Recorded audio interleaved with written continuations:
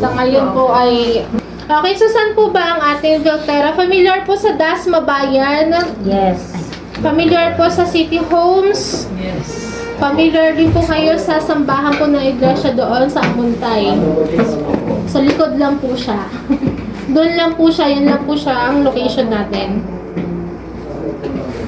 Ma'am, ano yan ma'am? Meron na tayo nakalandit na yan ma'am? Wala pa po. Ano pa lang po yan, farm pa lang po makikita nyo dyan.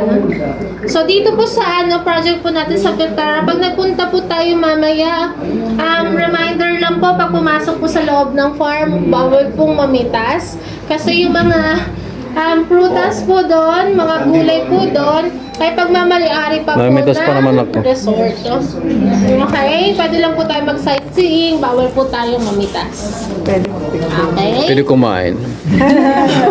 Pilit po kasi matitim po kayo doon. Ang Eh, dami may mga pong nalaglag, mangga ma'am. doon. Yung mga nalaglag. Nalaglag, okay lang. Oo, yun nga. Yung nalaglag, Pwede okay kumain. lang. Pero yung pipitasin niyo po, wag. Bawal na itago. Yung nalaglag, pwede. Wag lang po tayong mamimitas. Baka matempo kayo at marami din po doon. Saka may mga manok pa po kasi na Yan ang masarap yung manok. Okay?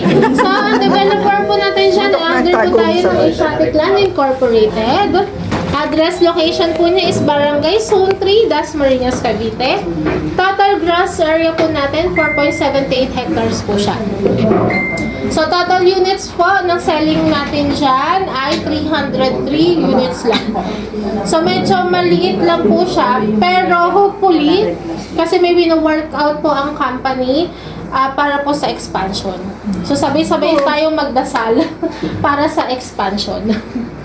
So, ang mga project, ang mga model unit lang po na ilalagay natin siya. Number 1 ay Linea, single attached, saka yung ating pong Jasmine Townhouse, pero ito po ay expanded.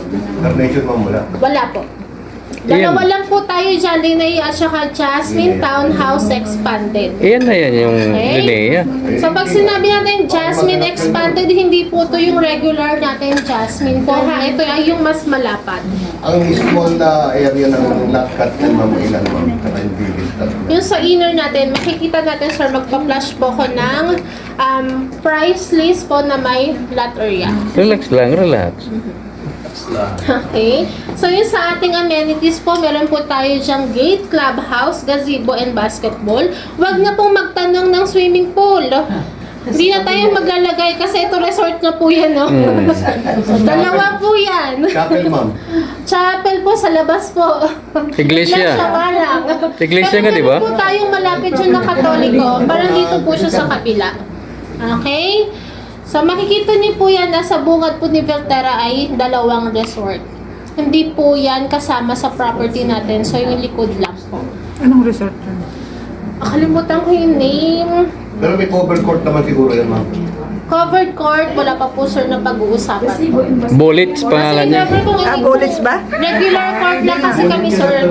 So, kung i-cover Bullets yan, resort? parang ano na po yan ng COA nyo. Doon pa maganda. Bullets doon pa. Okay? Bulletproof. So, ayan. So, location niya ay ito po. Kung pagpasok po natin dyan, makikita nyo tanaw na po ang Vista Mall Dasmariñas. Saka meron... Ayun, sige.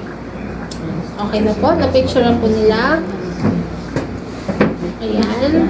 So, access road sa site, Amuntay Road. Ayan. Rosewood, malapit. Ito yung ating mismong site. Dito po tayo papasok kasi ito yung iglesia. Diyan po papasok. Ito yung mismong project natin. Okay? Likod. Ang Davilas po ay dito. Ito. Ayan po ang Davilas. Ito po tayo.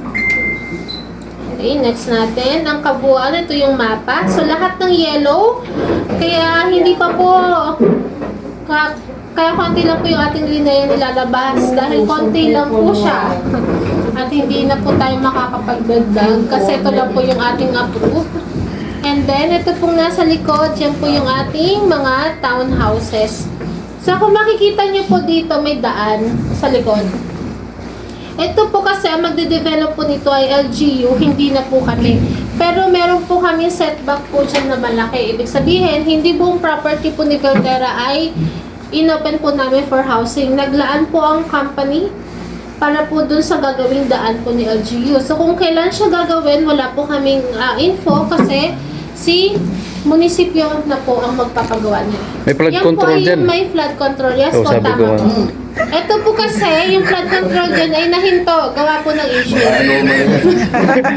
So siguro kung natuloy yung flood control, baka po may daan na yung palabas ng Davilas. Sorry. Kung matutuloy po yan, as per ano po sa amin info, ang tagus po niyan ay sa may entrance po ng Davilas. Okay? So, yan po yung ating mga amenities. So, yung ating entrance ay ito. Pagpasok po yan, natin mamaya, yung may gate dyan na pula or blue. Yun po yung ating magiging main gate. So, clubhouse dito, gazebo, and then basketball court. So, ito yung itsura ng ating entrance gate. Basketball court, ayan. So, open court lang tayo, sir. Kung gusto po yung pa-coveran, possible po, hawa na po yan. Hawa na po. Barangay na. Yung ating clubhouse, ayan. So, ito yung ating mga model unit na ilalagay. So, for Linea, 60 units lang po. For ating townhouse, inner is 169, mas madami po, and unit, and then 74 units. Walang corner lang yan, ma'am. Corner, Sa townhouse. included na po siya sa end unit. End unit. Basta 74. Okay.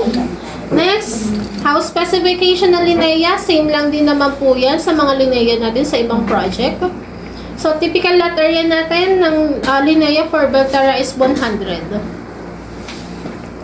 For Jasmine, so sa lot area for for inner po pinaka maliit na po to, yung 71.5. Yan po yung mga inner natin. And then for end unit, minimum po natin ay 93.5. So, pwede pong lumaki, depende po sa cut, especially sa mga corner unit. Okay. So, for Linea, ito na po yung ating presyo. For Linea, 100 square meters. So, total contract price po natin under Pag-ibig Financing po ito ha. Hindi pa po kami naglalabas ng bank. Wala pa po tayo for Velterra. So, 4,856 na po siya. Loan value natin is 4,228,000. And then, reservation fee is 20,200.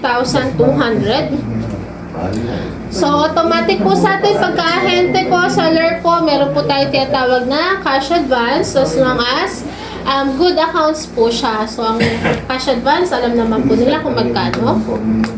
And then, cash outlay or down payment, 607,800. Payable po siya for 30 months. So, ayan, ito po siya. Hindi na bago. So, ito ay 30 months, 20,260 monthly. Months po yan. Mali lang yung layout ng ano namin. Pwede na mag-reserve dyan, ma'am. Alin na? Pwede na po. Opo. Wala nga lang sa ngayon, sa portal, wala na. Giname, wala. Opo, for Jasmine pa lang. Jasmine. Wala pa po kami ino-open ulit. May LOI naman. LOI, meron na po. Meron na. Opo, Okay. meron na po tayo. Sa drive naman po natin, kompleto na po pati LOI. Da-download nyo na lang po siya. So, monthly amortization po for 30 years is 26,000, 32.51. Ang required income natin dyan, basic pay po is 74,378.61. Okay? Okay po. Wala pa nga lang available. Okay, so sa Jasmine Expanded Inner, ito pong computation natin is para po sa 81.25 square meters. So, 3.6 million na po siya. Loan value is 3,229,000. Reservation fees 14,400. Ang ating down payment ay 428,600. Payable po siya for 28 months. So, 15,307.14.